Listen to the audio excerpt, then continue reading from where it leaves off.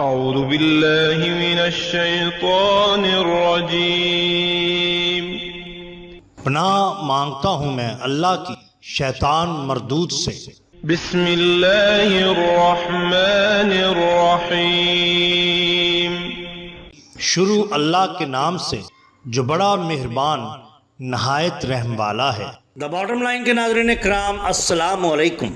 محترم ناظرین، ہم اپنی آج کی ویڈیو میں مولا علی علیہ السلام کو دیکھ کر بطخیں کیسے اور کیوں گلے لگ کے رونے اور ماتم کرنے لگیں، ایک انتہائی عجیب و غریب واقعہ آپ کے سامنے پیش کریں گے۔ ناظرین کرام، یاد رہے کہ اللہ تعالیٰ نے کسی بھی چیز کو بیکار پیدا نہیں کیا، بلکہ بعض اوقات تو بہت سے جانور اور بہت سے پرندے ایسے ہیں جو انسانوں سے زیادہ خصوصیات کے حامل ہوتے ہیں۔ انہی میں ایک پرندہ بطخ بھی ہے۔ بطخ آبی اور خشکی پر رہنے والا ایک پرندہ ہے۔ اس کا گوشت کھایا جاتا ہے کیونکہ یہ حلال ہے، لیکن اس کا گوشت گرم مرطوب ہوتا ہے۔ حکیم بکرات کہتے ہیں کہ بطخ شہری پرندوں میں سب سے زیادہ ہوتا ہے۔ بڑی بطخ میں سب سے اچھی قسم مخالف کی ہوتی ہے، اس لیے کہ اس کا گوشت جسم کو موٹا کر دیتا ہے، لیکن فضلات کا مجموعہ ہوتا ہے۔ اگر بطخ کو ذبح کرنے سے پہلے اس کے حلق میں بورک پھینک دیا جائے تو گوشت کی مضرت یا نقصان دہی دور ہو سکتی ہے، ورنہ اس کا گوشت بلغم پیدا کرتا ہے۔ اس کا گوشت گرم مزاج والوں کے لیے انتہائی فائدہ مند ہے۔ اس میں ہلکی سی بدبو ہوتی ہے، لیکن اگر پکاتے وقت اس میں زیتون کا تیل یا پھر گرم مسالے ڈال دیے جائیں تو گوشت کی بدبو اور غلاظت ختم ہو جاتی ہے، ورنہ اس کا گوشت فضلات کا مجموعہ ہوتا ہے اور جلدی ہضم نہ ہونے کی وجہ سے معدے کے موافق نہیں ہوتا۔ امام دینوری نے مجالسہ میں اور ابن جوزی نے الاذکیاء میں لکھا ہے کہ محمد بن کعب کرزی کہتے ہیں کہ ایک آدمی حضرت سلیمان علیہ السلام کی خدمت میں شکایت لے کر آیا کہ اے اللہ کے نبی، میرے پڑوسی میری بطخ چرا لیتے ہیں۔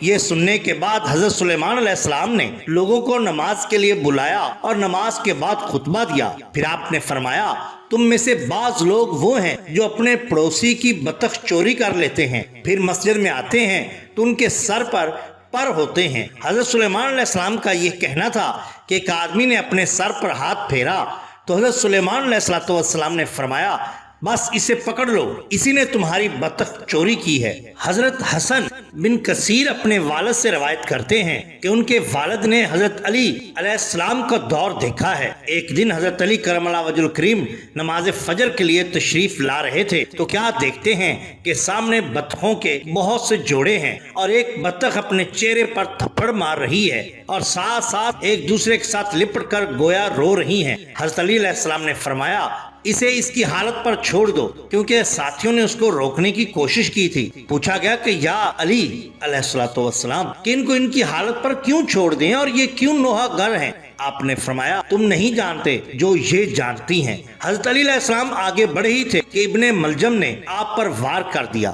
حسن بن کثیر کہتے ہیں کہ میرے والد کہتے ہیں کہ اتنے میں نے حضرت علی علیہ السلام سے عرض کیا، اے امیر المومنین، ہمیں اور اس مرادی کو چھوڑ دیجئے، ہم اس سے نمٹ لیں گے۔ ابن ملجم کا تعلق قبیلہ بنو مراد سے تھا اور آپ کرم اللہ وجہ الکریم سامنے نہ آئیے، ان کے لیے کبھی نہ کوئی بکری کھڑی ہوگی اور نہ اونٹنی، یعنی ان کے لیے کوئی مدد کرنے والا نہ ہوگا۔ لیکن حضرت علی علیہ السلام نے فرمایا، نہیں، ایسا نہ کرو، البتہ تم ایسا کرو کہ ابن ملجم کو قید کر لو، اگر میری موت واقع ہو گئی تو اسے قتل کر دینا، اور اگر میں زندہ رہوں تو زخموں کا بدلہ ان کے برابر ہے۔ لیکن آپ ان زخموں کی تاب نہ لاتے ہوئے شہید ہو گئے تو حضرت امام حسن علیہ السلام نے ابن ملجم کو قتل کر دیا۔